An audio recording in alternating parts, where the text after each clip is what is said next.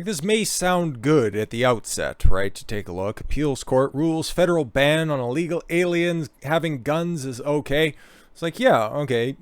Non-citizens not having gun rights makes sense, okay? Because, non-residents, illegal aliens, don't necessarily have the same rights that other people in the Constitution do. So, where does it go from here, though? That's the question that you have to ask, especially based on all of the other fucking rules that are being extrapolated out from seemingly innocuous ideas to begin with. So let's take a look at this one. Categorical ban that prevents illegal aliens from possessing firearms does not violate the Second Amendment. A federal court upheld. The ruling by the panel of the U.S. Court of Appeals for the Second Circuit came July 22nd in U.S. v. Perez, court filed 19, don't care. Cam Edwards writes at Bearing Arms that the ruling is an odd decision in that the judges didn't actually rule on whether or not the Second Amendment protects the rights of illegal aliens to possess a firearm. In the case, the defendant, Javier Perez, appealed for the conviction for possessing a firearm and ammunition while unlawfully present in the United States. He had fired a gun to break up a gang fight and was charged with violating the federal ban. Yeah, you would expect as much. So, Perez was born in rural Mexico in 1989 and entered the United States without permission at age 13, according to the court. From entry to arrest in 2018, he worked for himself as a carpenter. As a young man, he was involved with the Ninos Malos gang, but said he ceased being a member in 2012. Well, that's good. It looks like he started to turn his life around. But still, at the end of the day, you illegally crossed the border, so why do you think, if you're not going to be a part of the country and you didn't seek legal entry to begin with, then why in the blue hell do you think that you'd have the other rights that are enshrined by the Constitution, okay? If we're going to be playing by these games, you got to play by all of these rules. So clearly, there's that position of it. And then at the same time, it's like, okay, you have all of these gun laws that are in place, okay? They are numerous and they vary from state to state.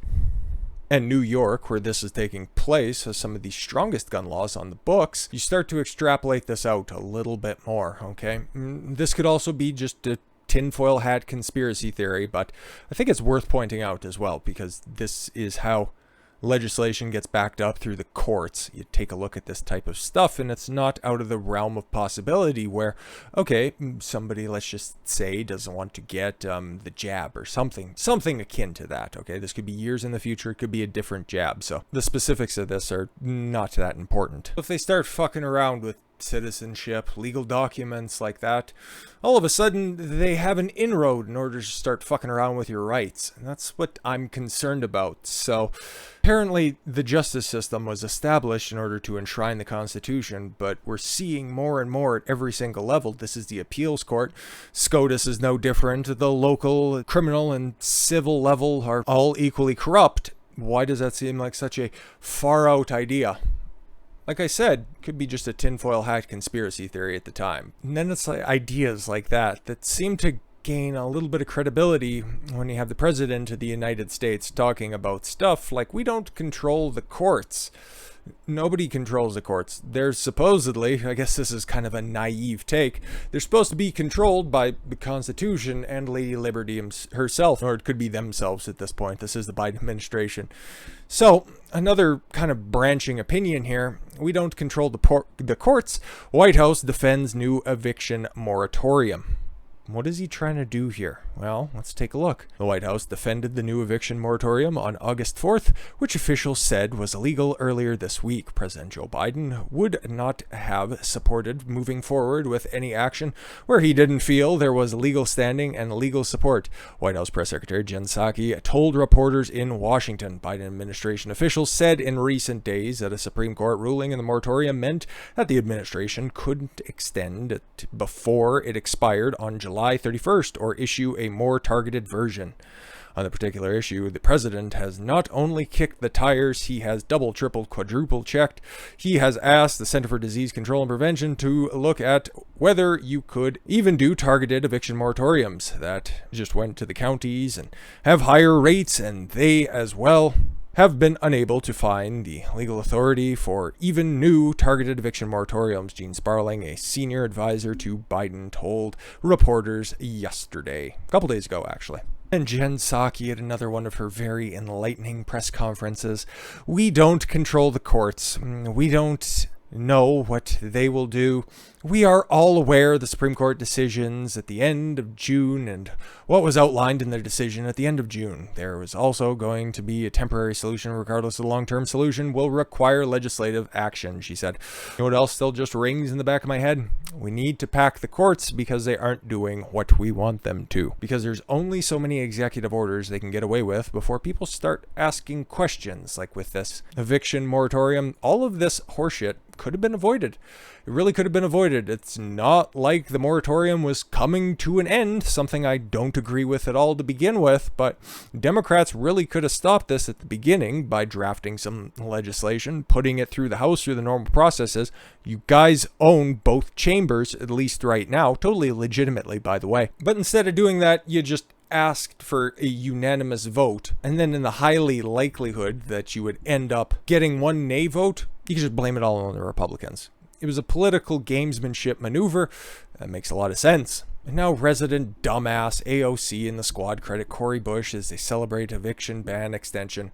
Yeah, because her little powwow over the weekend where it was well catered and quasi well attended, mostly. I think about the mix was probably about, what, 50-50 media personalities?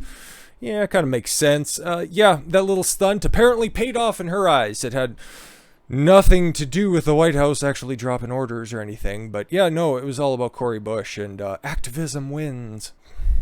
Again, just another wink and a nod out there to their constituents. So yeah, this was indeed a wink and a nod to their own base that if you go out there and you protest, it doesn't matter how insane the cause is, you can still get your way if you get enough people crying in the streets for it. So just put that in your hat for the time being.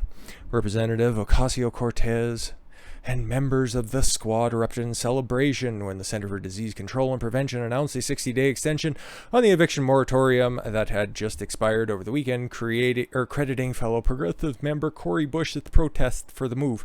They're so stupid, okay? You got another 60 days. Either pander to your base and continue to draw up legislation in order to continue the eviction moratorium, or just grandstand on the current victory. I think we know which way they're going to be going on this. Representative Cori Bush had been camping on the Capitol steps since last Friday, to protest the expiration of the ban, and its press the Biden administration to extend it. On Friday night, I came to the Capitol with my chair. Yeah, let's just not try to pretend that this was anything more than a staged photo op. She came to the Capitol with her chair. I refused to accept that Congress would leave for vacation while 11 million people faced eviction. You had how long to figure out to get your fucking ducks in a row? Who gives a shit about landlords, right? They're just the evil elites, right? They're just the people who lord over you and you don't owe them anything. Whatever. For 5 days, we've been out here demanding our government act to save lives. Ugh, I couldn't imagine what that chair smells like afterwards. Today, our movement moved mountains. Sure it did.